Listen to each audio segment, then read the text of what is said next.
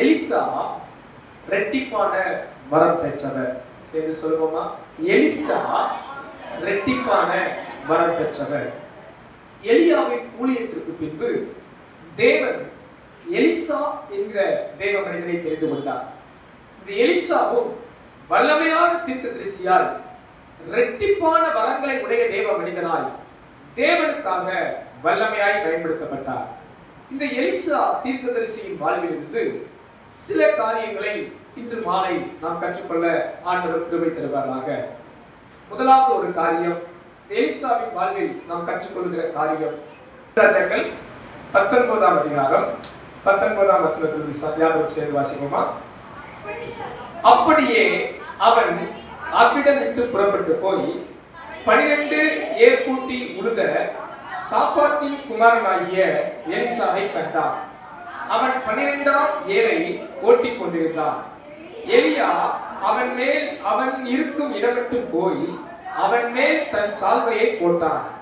அப்பொழுது அவன் மாடுகளை விட்டு எலியாவின் பிறகே ஓடி, நான் என் தகப்பனையும் என் தாயையும் முத்தம் செய்ய உத்தரவு கொடும், அதற்கு பின் உம்மை பின்தொடர்வேன் என்றான். அதற்கு அவன், போய் திரும்பி வா, நான் உனக்கு செய்ததை நினைத்துக்கொள் என்றான். அப்பொழுது அவன் இவனை விட்டு போய் ஓர் ஏர் மாடுகளை பிடித்து அடித்து ஏரின் மர முட்டுகளால் அவைகளின் இறைச்சியை சமைத்து ஜனங்களுக்கு கொடுத்தான். அவர்கள் சாப்பிட்ட பிற்பாடு அவன் எழுந்து எலியாவுக்கு பின் சென்று அவனுக்கு ஊழியம் செய்தான். ஆமென் சொல்லலாமா? ஆமென், ஹல்லேலூயா. எலியாவின் வாழ்க்கையின் கடைசி நாளிலே தேவன் எலியா தீர்க்கதரிசிக்கு பின்பாக எலிசாவை தீர்க்கதரிசியாக அபிஷேகம் பண்ணு, எலிசாவை தீர்க்கதரிசியாக ஏற்படுத்து என்று கர்த்தர் எலியாவிடம் சொன்னார். அப்போது இந்த எலியா எலிசாவை சந்திக்க போனார். சாப்பாத்தின் குமாரனாகிய இந்த எலிசா 12 ஏர் பூட்டி தனது சொந்த நிலத்தில் அவர் விவசாய வேலை பார்த்து கொண்டிருந்தார் என்று நாம் நினைத்துக் கொள்ளலாம். அப்படி செய்து கொண்டிருந்த அந்த மனிதனை பார்த்து தனது சால்வையை அவன் மேல் போட்டு இந்த ஊழியத்திற்கென்று எலிசாவை அழைப்பதின் அடையாளமாய் அந்த சால்வையை போடுகிறார். வேதவசனம் அழகாய் சொல்கிறது, இந்த தேவ மனிதன் தன் தகப்பன் குடும்பத்தார் எல்லாருக்கும் முத்தம் செய்து விருந்து வைத்துவிட்டு எலியாவின் பின்னே செல்கிறான். கரமியத்துராமேன் சொல்லுங்க, ஹல்லேலூயா. அன்பானவர்களே, இந்த எலிசாவின் வாழ்வில் நாம் கற்றுக்கொள்கிற முதல் காரியம், இந்த எலிசா தேவ சித்தத்திற்கு தன்னை அர்ப்பணித்தான். சேர்ந்து சொல்லுவோமா? தேவ சித்தத்துக்கு தன்னை அர்ப்பணித்தான். நன்றாய் சிந்தித்து பாருங்கள் அன்பானவரே. எலிசா ஊழியத்துக்கு வந்தபோது தேசம் எங்கும் கர்த்தரை தொழுது கொள்கிற நாட்கள் அல்ல.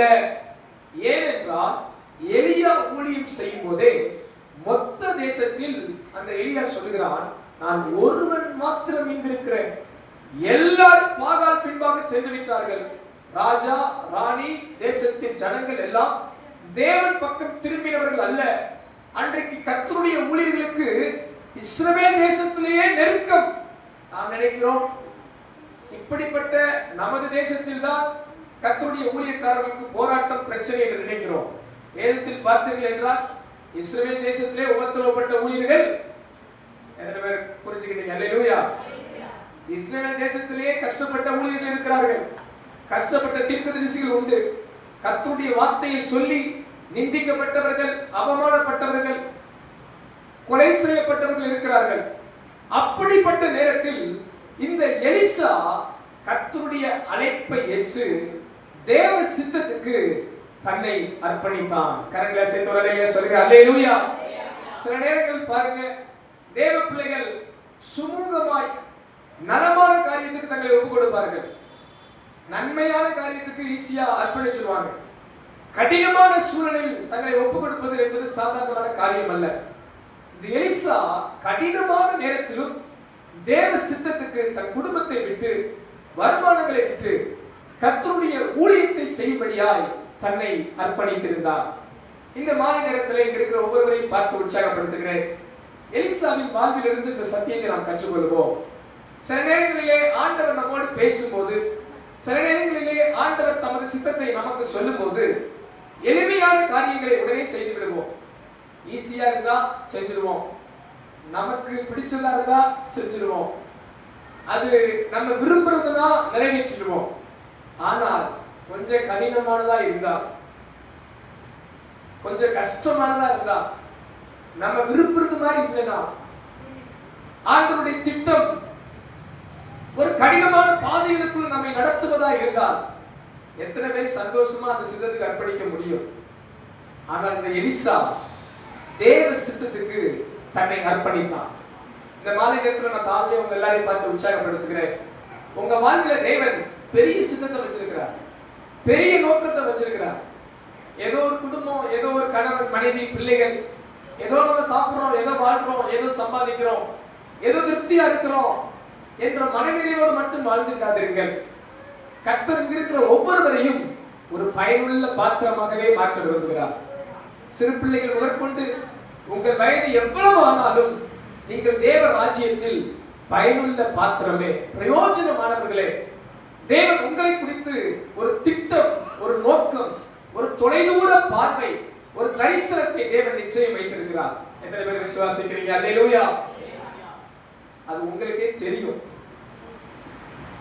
ஆனா பல நேரங்களில் நாம் அதற்கு என்ன பண்ண மாட்டேன்றோம்னா, எலிசாவை போல கீழ்ப்பிடித்து வருவது கிடையாது.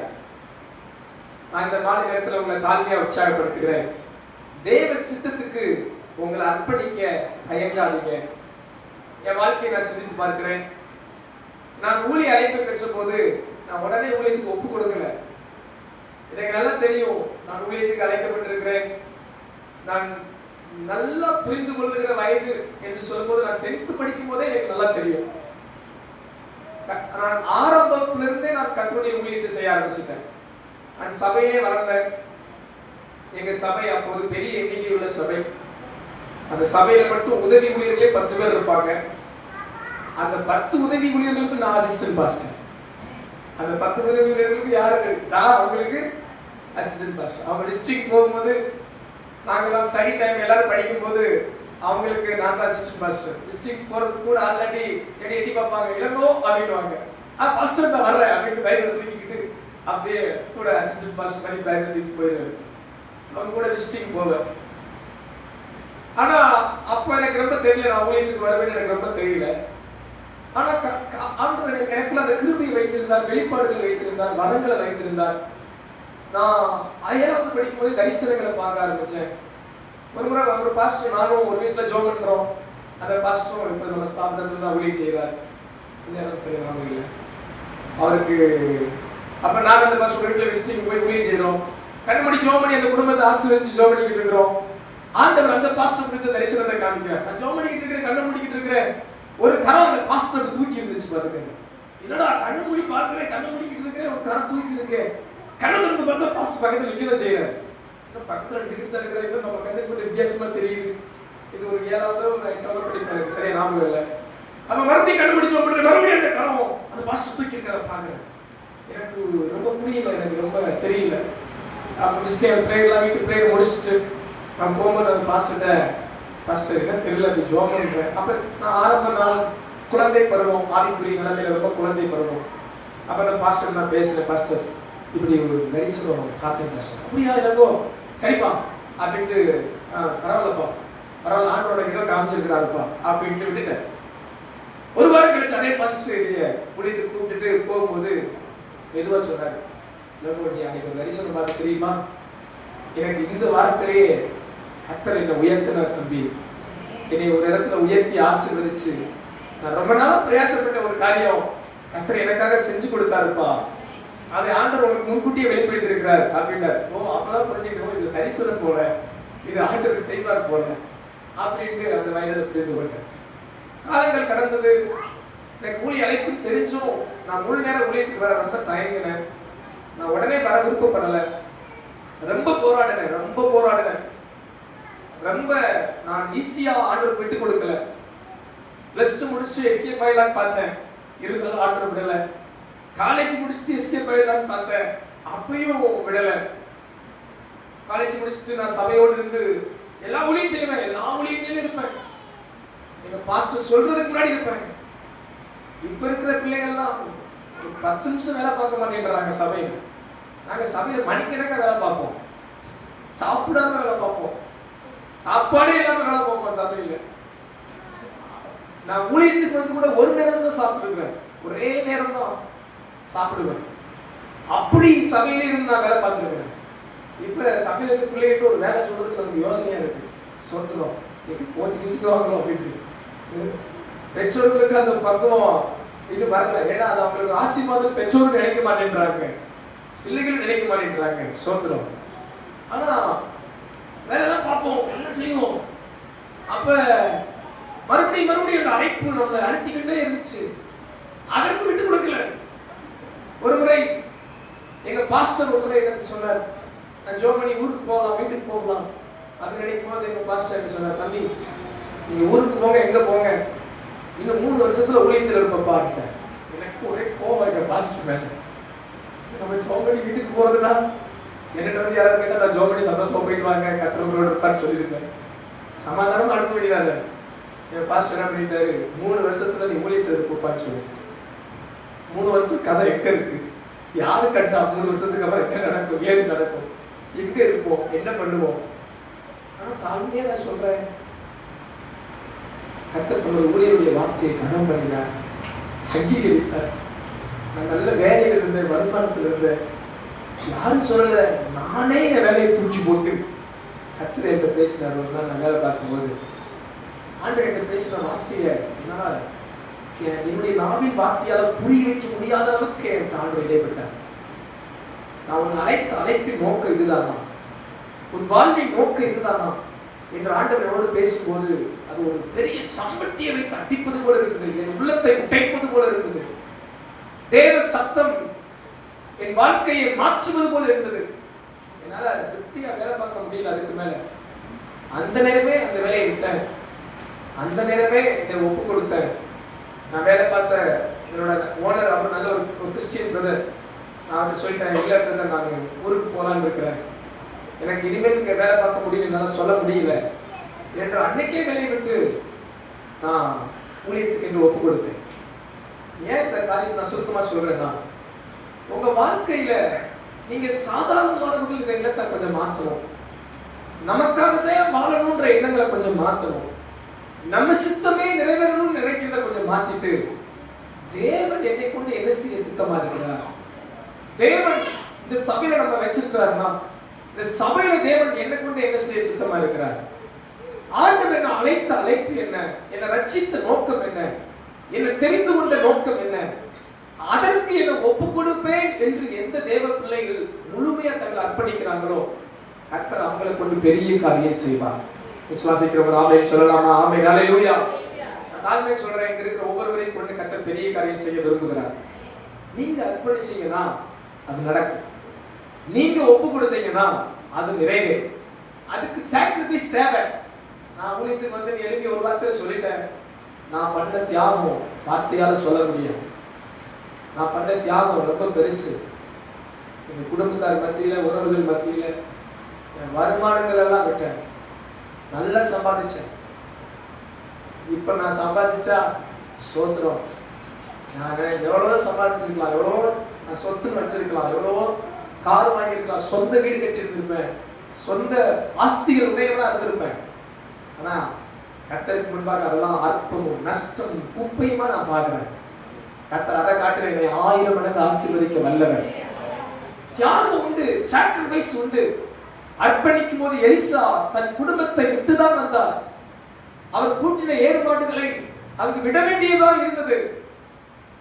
அர்ப்பணித்த அந்த எலிசாவை கர்த்தர் வல்லமையாய் பயன்படுத்தினார். கரங்களை சேர்த்து சொல்லுவோம் அல்லேலூயா. உங்க அருகாமையில் கொஞ்சம் பார்த்து கேளுங்க. தேவ சித்தத்துக்கு உங்களை அர்ப்பணிக்க ஆயத்தமா? எலிசா தேவ சித்தத்துக்கு தன்னை அர்ப்பணித்தார். நான் தாழ்மையா சொல்றேன், நீங்க தேவ சித்தத்துக்கு மட்டும் உங்களை ஒப்பு கொடுத்து ஜெபம் பண்ணுங்க. கர்த்தர் உங்க வாழ்க்கையில பெரிய காரியங்களை நிச்சயம் செய்வார். கரங்களை சேர்த்து சொல்லலாமா? அல்லேலூயா. இரண்டாவது ஒரு காரியம் பார்க்கலாம். எலிசாவின் வாழ்க்கையில் நாம் கற்றுக்கொள்கிற இரண்டாவது காரியம் 2 ராஜாக்கள் 3ஆம் அதிகாரம் 11ஆம் வசனத்தை பாருங்கள். அப்பொழுது யோசபாத் கர்த்தரிடத்தில் விசாரிக்கும்படி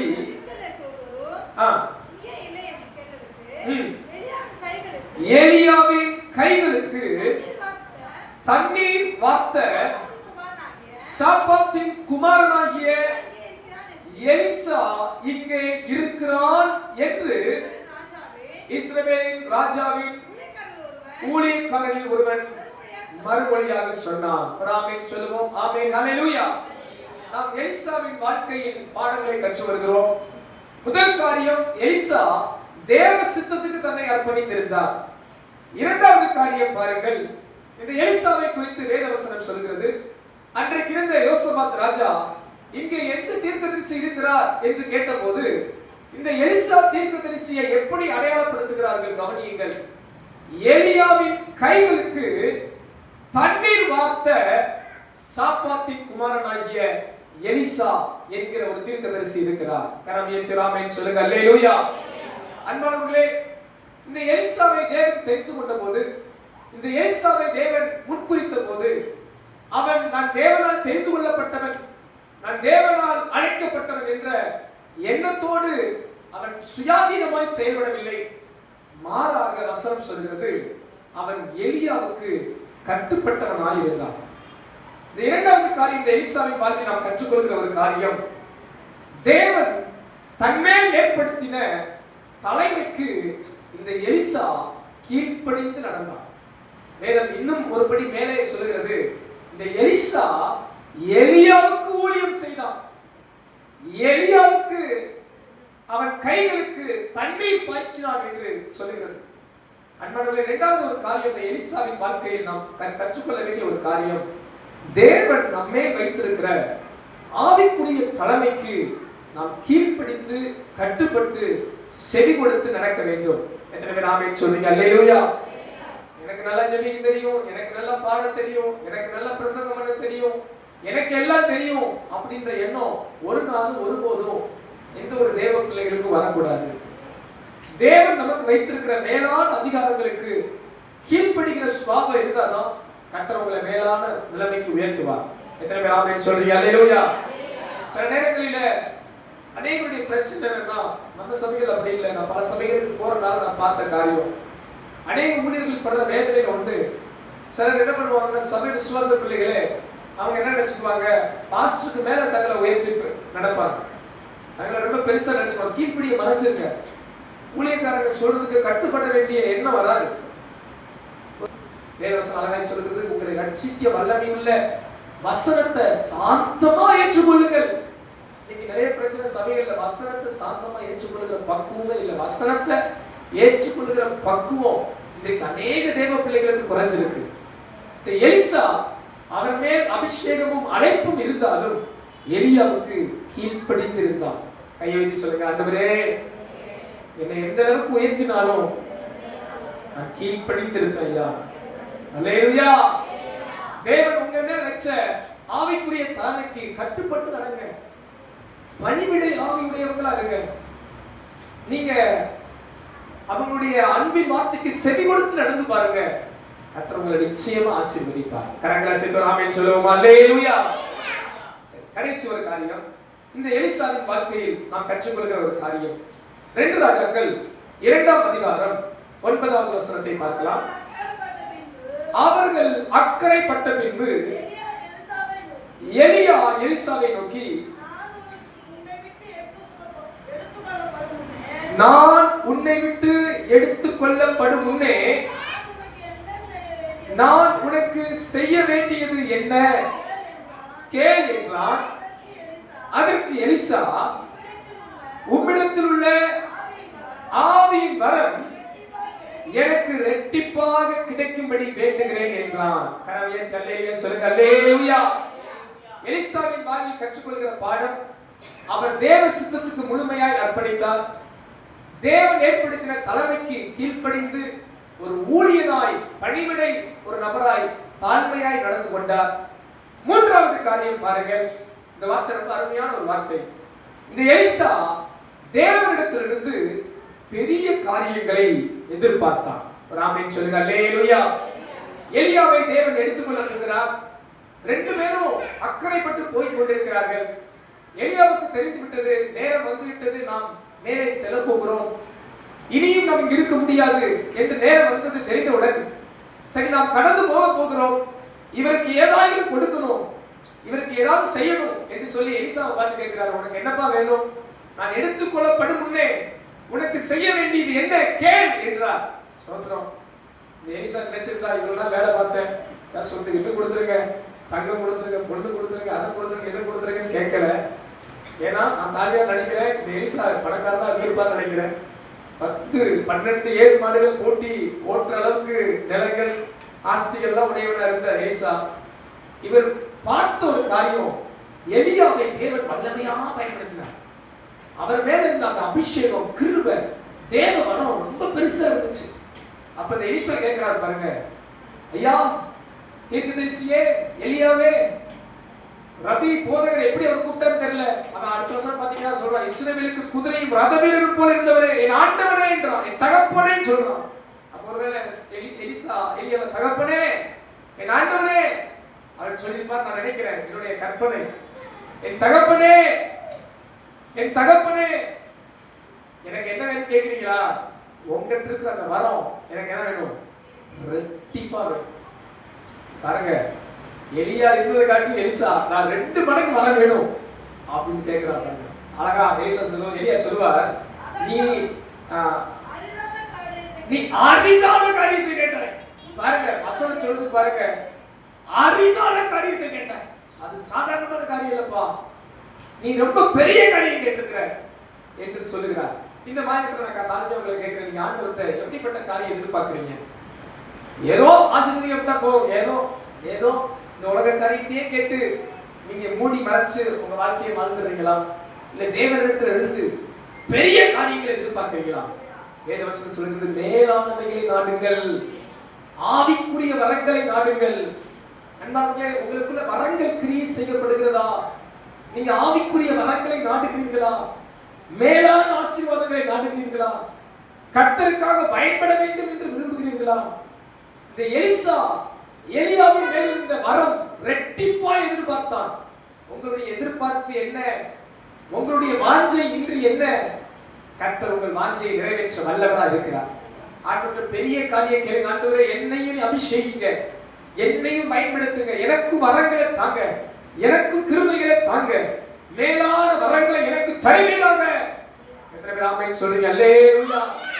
எனக்குள்ள தீர்க்கதரிசன வரங்கள் செயல்படட்டும், எனக்குள்ள குணமாக்குகிற வரங்கள் செயல்படட்டும், எனக்குள்ள விசுவாச வரங்கள் செயல்படட்டும். என்னைக்காவது நீங்க வரங்களை நினைச்சு ஜெபம் பண்ணிருக்கீங்களா? வரங்கள் இருக்கிற அந்த பகுதி எடுத்து 9 வரங்களையாவது சொல்லி ஜெபம் பண்ணுங்க. ஆண்டவரே, எனக்குள்ள அந்த வரங்களை தருவீராக. நீங்க பாருங்க, நிறைய பொய்யான தீர்க்கதரிசிகள் உலகம் தேடி ஓடி வஞ்சிக்கப்பட்டு ஏமாந்து போய் விசுவாசத்தை விட்டு பின்வாங்கிறாங்க. சபையை இழுத்துக் கொள்ளுங்க. அங்கே கிறிஸ்து இருக்கிறார், இங்கே கிறிஸ்து இருக்கிறார், கடைசி காலத்துல ஓடி வஞ்சிக்கப்படாதீர்கள். அன்பானவர்களே, தாழ்மையா உங்களை உற்சாகப்படுத்துறேன். உங்களுக்கு தேவன் கொடுத்த சபையையும் சத்தியத்தையும் வைராக்கியமா பிடிச்சு உறுதியா இருந்தீங்கன்னா கடைசி வரைக்கும் கர்த்தர் உங்களை காப்பார். அங்க கிறிஸ்து இருக்கிறார், இங்க கிறிஸ்து இருக்கிறார் அப்படின்ற ஒரு அழைப்பாகிற மனதோடு இருந்தீங்கன்னா உங்க ஆவிக்குரிய வாழ்க்கையில நீங்க ஸ்திரப்பட முடியாது, முன்னேற முடியாது, பலனடைய முடியாது. கரங்களை வைத்து ஆமென் சொல்லலாம். அல்லேலூயா. நீங்களும் நானும் ஒரு கடைசி கொடிதான காலத்தில் இருக்கிறோம். பலர் எழுப்பி நானே கிறிஸ்து என்றும் சொல்லுவார்கள். எச்சரிக்கையா இருக்கணும். கர்த்தர் நம்மை இந்த கடைசி காலத்திலே இப்படிப்பட்ட எல்லா தீமைகளுக்கும் விலக்கி காத்து நம்மை ஒரு வரங்கள் உள்ளவர்களாய் மாற்றுவாராக. நான் ஜெபிக்கிற நம்ம சபையில தீர்க்கதரிசிகள் எழும்பட்டுமே, தீர்க்கதரிசிகள் எழும்பட்டுமே, விசுவாச வரமுள்ளவர்கள் எழும்பட்டுமே, குணமாக்குகிற வரமுள்ளவர்கள் எழும்பட்டுமே, பற்பல வார்த்தைகளை பேசுகிறவர்கள் எழும்பட்டுமே, வார்த்தைகளை வியாக்கியானம் பண்ணுகிறவர்கள் எழும்பட்டுமே, ஆவிக்குரிய வெளிப்பாடு உள்ளவர்களை தேவன் எழும்பச் செய்வாராக. அல்லேலூயா. இவைகள் நம்முடைய பிரபலத்திற்கு அல்ல, சபையின் பிரயோஜனத்திற்கு. தேவன் வரங்களை கொடுத்த நோக்கம் நம்மை பிரபலப்படுத்திக் கொள்ள அல்ல, சபைக்கும் தேவ ராஜ்யத்துக்கும் பிரயோஜனமாய் இருக்க. எனவே ஆமென் சொல்லபடி அல்லேலூயா. இந்த எலியா மேலிருந்த அபிஷேகம் வரம் எலிசாவுக்கு ரெட்டிப்பாய் வந்தது. வேதத்தில் பின்பகுதியில் பார்த்தீங்கன்னா எலிசாவை தேவன் வல்லமையாய் பயன்படுத்தினார். யோர்தானை மறுபடியும் இவரே பிளந்தார், அநேக காரியங்களை செய்தார், மரித்தவரை உயிரோடு எழும்பச் செய்தார், நாகமான் குஷ்டரோகத்தை சுகமாக்க எலிசா ஒரு காரணமா இருந்தார். எலியாவை காட்டிலும் எலிசாவின் ஊழியத்திலே பல அற்புதங்கள் நடந்தது. நான் தாழ்மையா சொல்றேன், உங்க வாழ்விலும் தேவன் இரட்டிப்பான வரங்கள், கிருபைகள், அபிஷேகங்கள், ஆசீர்வாதங்களை நிச்சயம் கொடுப்பாராக. கரங்களை சென்றவர்களே சொல்லுங்க அல்லேலூயா. மேலானவைகளை நாடுங்கள். பக்கத்துல இருக்கிற சொல்லுங்க, மேலானவைகளை நாடுவோம். ஆமென், ஹல்லேலூயா. உலக பிரகாரமான காரியத்தையே நாடி இன்மைக்காக மட்டும் கர்த்தரை பிடித்து சோர்ந்து போகாதீர்கள். மேலானவைகளை நாடுங்க, ஆவிக்குரியவைகளை நாடுங்கள். எலிசா கர்த்தரிடத்தில் பெரிய காரியத்தை எதிர்பார்த்தார். உங்களை நான் உற்சாகப்படுத்துறேன், ஆண்டவரிடத்தில் பெரிய காரியம் எதிர்பாருங்கள். கர்த்தர் உங்களை கொண்டு பெரிய காரியங்களை நிச்சயம் செய்வார். அல்லேலூயா.